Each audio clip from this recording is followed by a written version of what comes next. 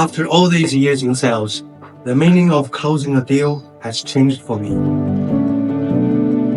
A higher offer maybe is not always the safer offer. Price is important, but certainty behind the price is also important. A property decision does not end on the day the contract is being signed.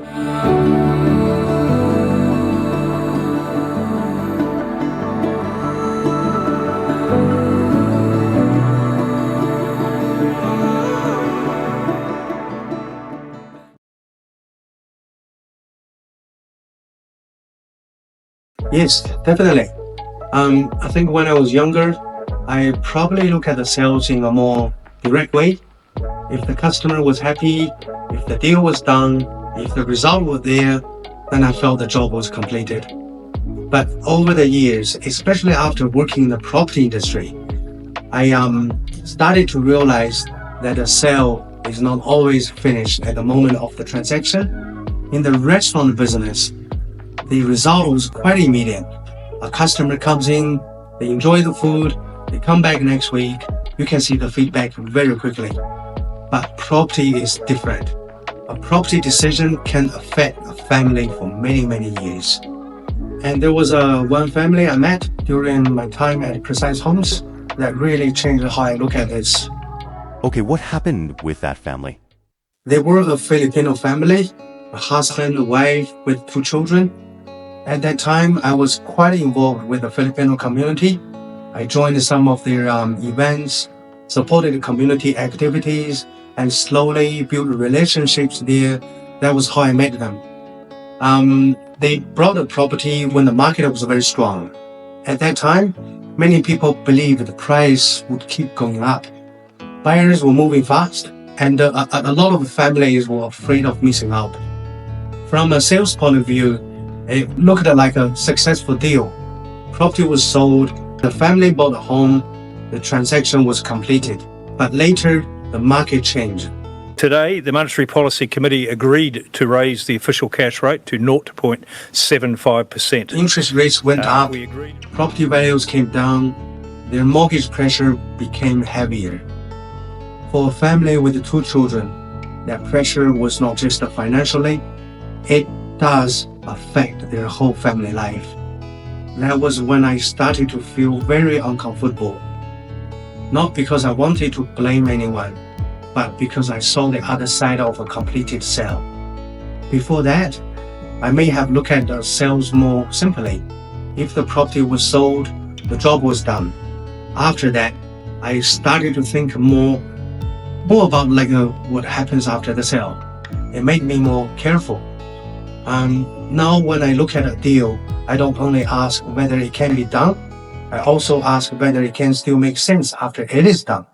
So, when you say you became more careful, what does that mean in your day-to-day work as an agent? For buyers, I care more about whether they can really carry the property forward. Can they handle the mortgage? Are they buying because the property suits their life, or because they feel pressure from the market? Have they thought about interest rates, future costs, and their own family situation? For vendors, I also think differently. A buyer who looks strong today may not always be the best buyer if the deal itself is not stable. If the buyer's finance is weak, or if they are stretching too much, the deal may later become difficult. They may delay negotiation or even pull out.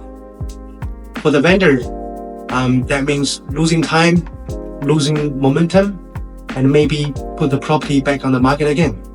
So now I look at both sides more carefully. You know, that's interesting because the market is moving again now, but people are still unsure. How do you connect that experience with the current market? The market is active again, but it is not crazy. We can see more listings and more people coming to the open homes. According to the data, new listings in April 2026 were up about 7.3% year on year, and March had about 7,800 sales, which was the highest monthly number since November 2021. So yes, the market is moving, but at the same time, buyers are still careful. The national media price was slightly down by about 0.3% year on year in March. That tells us the market is not just going straight up. This is why vendors need to be realistic. You cannot just say the market is back, so I can ask any price I want. So when a vendor comes to you and says, "Hey Jimmy, the market's coming back, I want to sell now," what would you look at first? The first thing I look at is not the dream price. I look at the real market. I will check nearby sold properties, similar properties, how long they were on the market, and what is currently competing with this home. For me, pricing is not just the number, it is the strategy. If the price is too high from day one, serious buyers may not even come. The first 2 or 3 weeks are very, very important because that is when the property is fresh. If you miss the first attention, later even you reduce the price, buyers may ask why this home has been sitting there for so long. So there was also data showing that in the first quarter of 2026, vendors reduced the price by an average of about $33,000. That means many vendors still had to meet the market. So my advice to vendor is don't price based on hope, price based on evidence. So for you, pricing is really part of risk control, right? Yes, a wrong price can create a wrong campaign, obviously. If the price is too high, we may lose the serious buyers earlier. If the price is too low without a clear strategy, the vendor may feel uncomfortable and lose confidence. So I usually explain to the vendors, this is the evidence, this is the competition, this is what the buyers are seeking, and this is where I think your property should sit. I don't want the vendor to feel pushed. I want the vendor to understand the strategy. When you take on a listing today, beyond pricing, what do you now look at more carefully than before? The most important thing is the transaction quality. When I take on a listing today, I usually look at 3 layers. The first layer is the property itself, condition, location, land, layout, and what type of the buyer it may be attracting. The second layer is the market around it. Recent sales, competing listings, days on the market, and the buyer demand in that area. The third layer is the transaction risk. What kind of buyers is likely to be coming in, whether their finance will be strong, what conditions they may need, and how stable the deal is likely to be.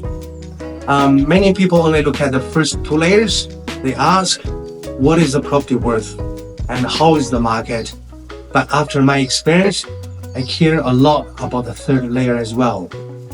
Because the property can be attractive and the price can look right, but if the transaction itself is not stable, the vendor may still face problems later. Can you give an example of what transaction quality means when offers come in? Yes, when offers come in, I don't only look at the numbers. A higher offer is not always the safer offer. If one buyer offers slightly more, but has uncertain finance, many conditions, and a long settlement period, while another buyer offers slightly less, but strong finance, fewer conditions, and a clear timeline, I will explain the difference to the vendor. In the end, the vendor makes the decision, but my job is to help them see not only the price, but also the certainty behind the price. Price is important. Of course it is important, but a good offer is not only about the number, it is about whether that number can actually be completed. What about bias? After that experience, what do you now look at more carefully from the buyer side? For buyers, I think price, it is important, but price is not everything. A cheap property is not always a good property. Sometimes it is cheap for a reason. So I always ask, why is it cheap? Is it the location? Is it the building condition? Is it a flood risk? Is it a limb issue? Is it zoning? Is it a future development limitation? Because I worked with the developers before, I look at more than the house itself. I also look at the land, access, slope, services, zoning, and all the other possible risks.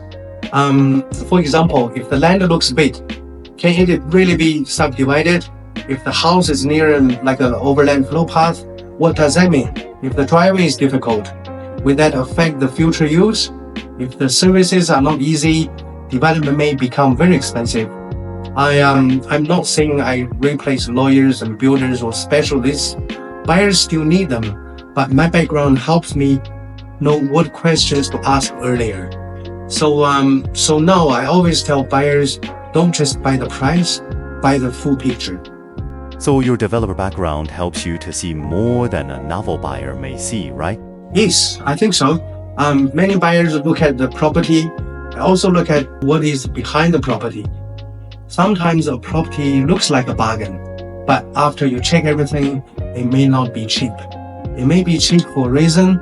That is why I always encourage buyers to do a proper due diligence, check the land, talk to your lawyers, talk to the builders, understand the land, the services, and the possible risks.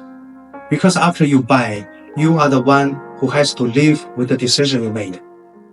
So if we connect all of this together, the Filipino family, pricing, transaction quality, and the buyer risk, what is the biggest change in how you now work as an agent? I think the biggest change is that I now look at it beyond the moment of the transactions.